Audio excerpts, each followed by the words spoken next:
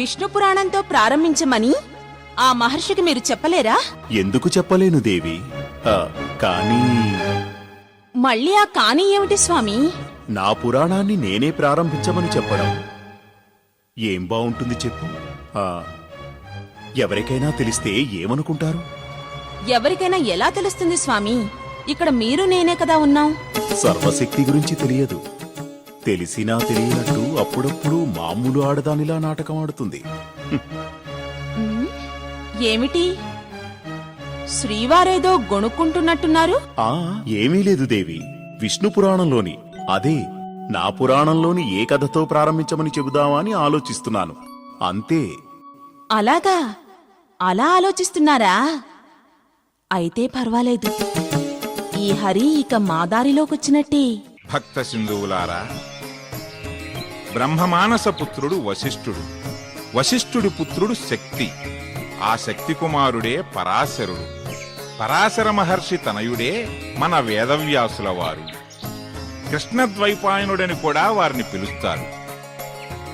వ్యాస భగవానుడు సాక్షాత్తు శ్రీ మహావిష్ణువు యొక్క అపరాంశ సంభూతుడు కాబట్టే ఇంతటి మహత్తర విషయాలు, దైవ రహస్యాలు అందులో పొందుపరచగలిగారు.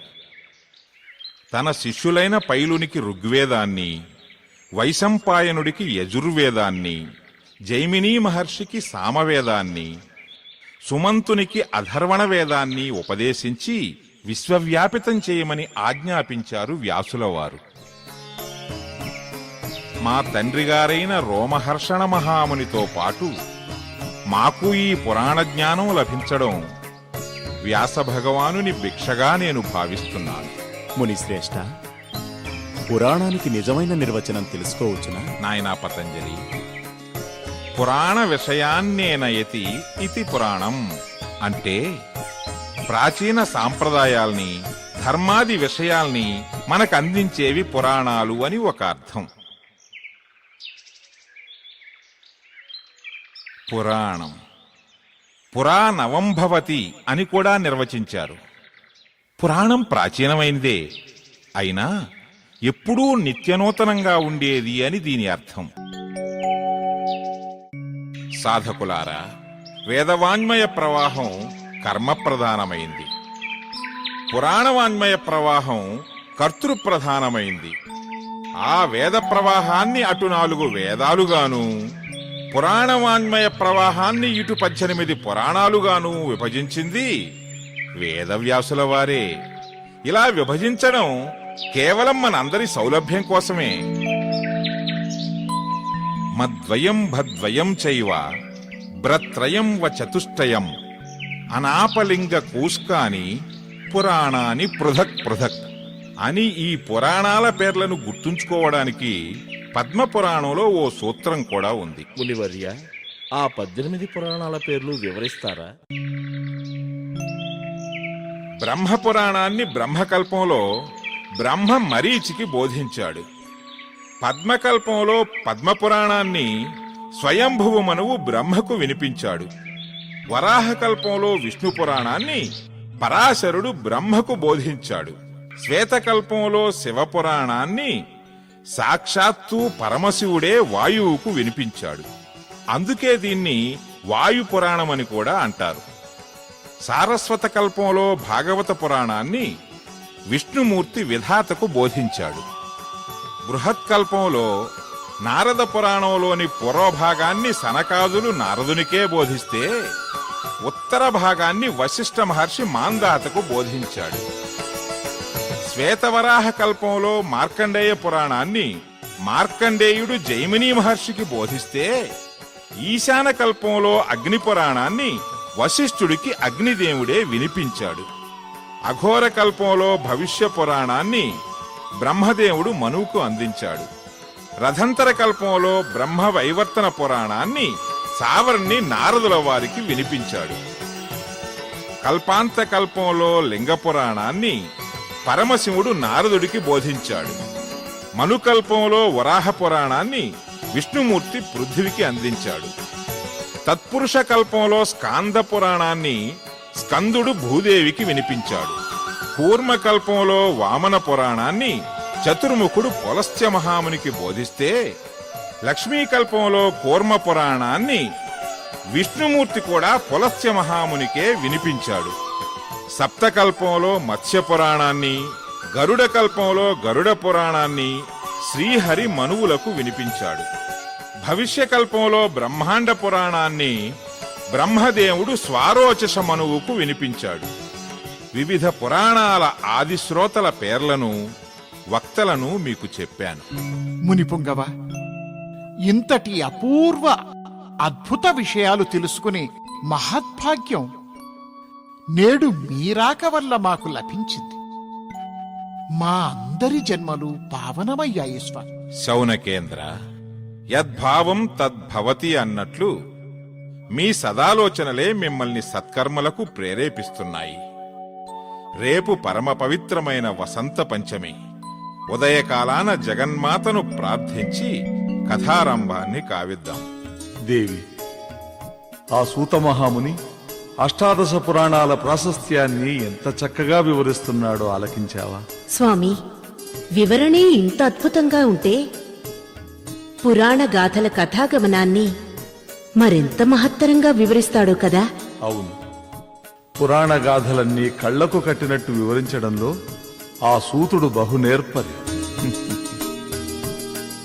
అందుకే పురాణ బ్రహ్మగా ప్రసిద్ధుడయ్యాడు.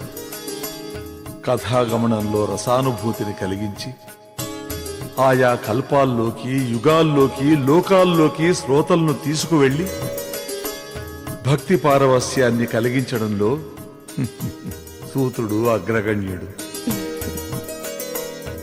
అందుకే పురాణ శ్రవణానికి నేను సిద్ధంగా ఉన్నాను. పరమేష్టి పురాణాలు వింటూ కూర్చుంటే యుగ సృష్టి మరింత వేగంగా సాగుతుంది దేవి. స్వామివారి ముఖారవిందంలోని ఆనందానికి గల కారణం నైమిషంలోని పురాణ ఘట్టమేనా? అవును దేవి, విధాత బ్రహ్మదేవుడికి స్మరణలో వచ్చిన శబ్దరూపమే అపౌరుషేయ పురాణాలు అన్న సంగతి నీకు తెలియనిది కాదు. వ్యాసబ్రహ్మ అపౌరుషేయ పురాణాన్ని 18 భాగాలుగా విభజించి పౌరుషేయ రూపాన్ని ఇచ్చిన తర్వాత ఇంతకాలానికి ఆ అష్టాదశ పురాణ సారాన్ని నైమిషంలోని మహాపురుషులతో పాటు మనము వినే భాగ్యం కలిగింది. అందుకే ఇవి ఆనందకరమైన క్షణాలు దేవి. స్వామి, వేదాల కన్నా పురాణాలు గొప్పవా? దేవి, వేదాలు పురాణాలు రెండూ అఖండ దైవీ ధర్మాన్ని ప్రతిపాదించేవే. వేదాలలో సృష్టికి సంబంధించిన నిగూఢమైన అర్థాలు సంక్షిప్తంగా ఉంటే పురాణాలలో అవి విపులంగా, విశిదంగా వివరించబడ్డాయి. అంటే పురాణ శ్రవణం వల్ల మానవలోకంలో ధార్మిక భావనలు, దైవీ ధర్మాలు పెరుగుతాయన్నమాట. లోక కళ్యాణానికి, లోకహితానికి ఈ పురాణ శ్రవణం మేలు చేస్తుంది. నైమిషంలోని సమస్త ఋషి పరంపరకు పురాణ వాంగ్మయాన్ని వినిపిస్తున్న ఆ సూతమహాముని ధన్యుడు.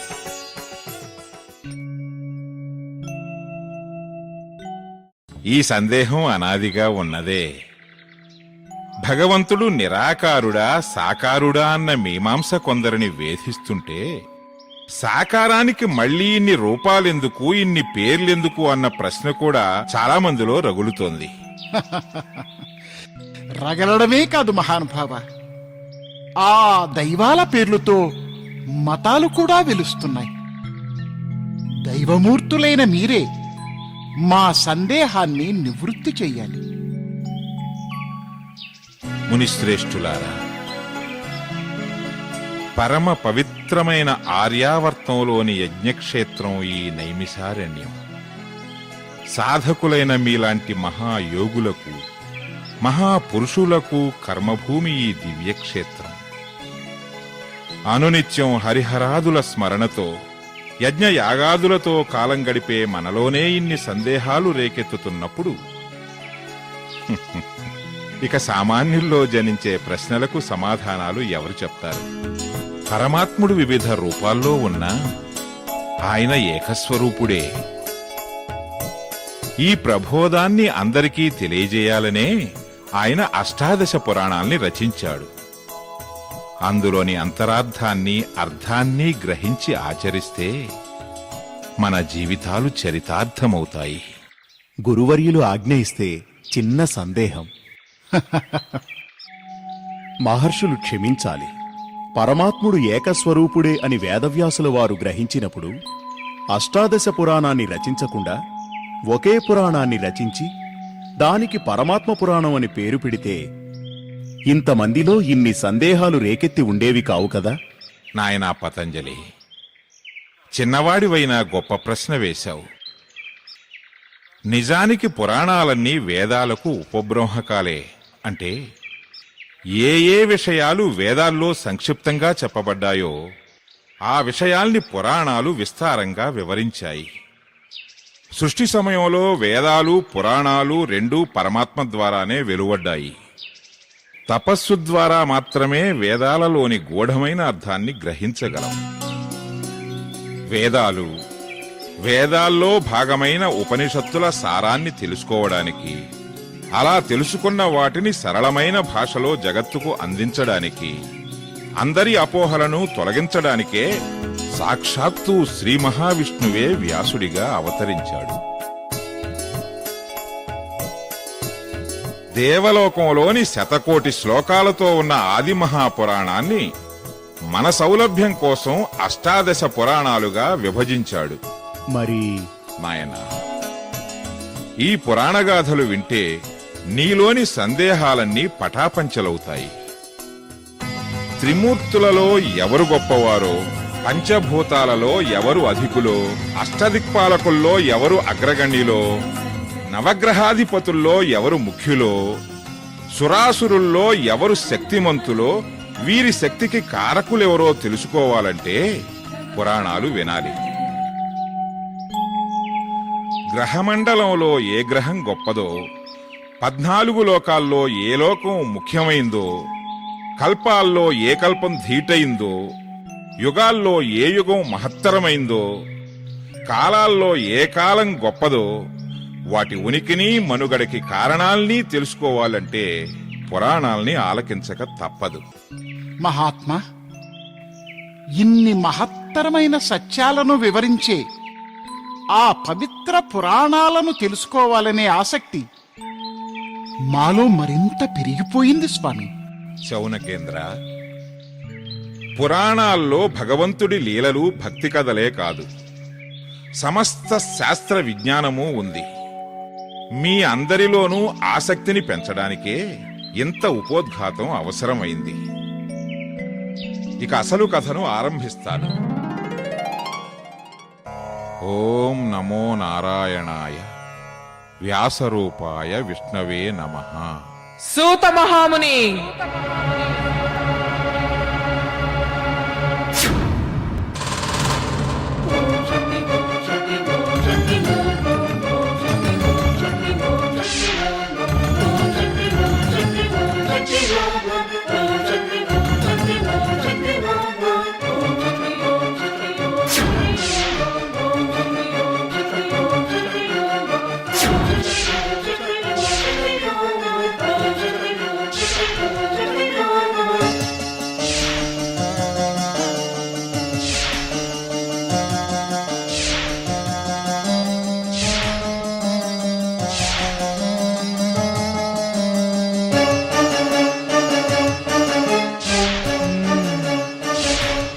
ఏ పురాణంతో కథని ప్రారంభిస్తావు?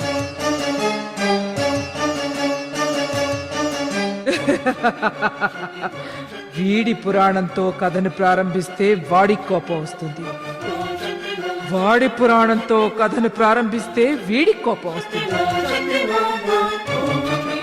వాళ్ళంతా ఒక్కటే, వీళ్ళే కొట్టుకుంటారు, నరుక్కుంటారు.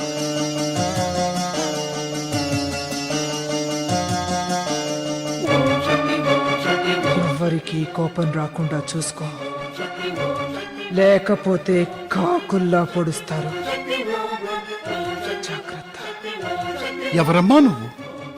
నేనే ఎవరో తెలియని వాడివి, వాళ్ళనేం తెలుసుకుంటావు? ఎప్పుడూ ఇక్కడే తిరుగుతుంటాను. నన్నెప్పుడు చూడలేదా? నువ్వు సత్రయాగం చేసిన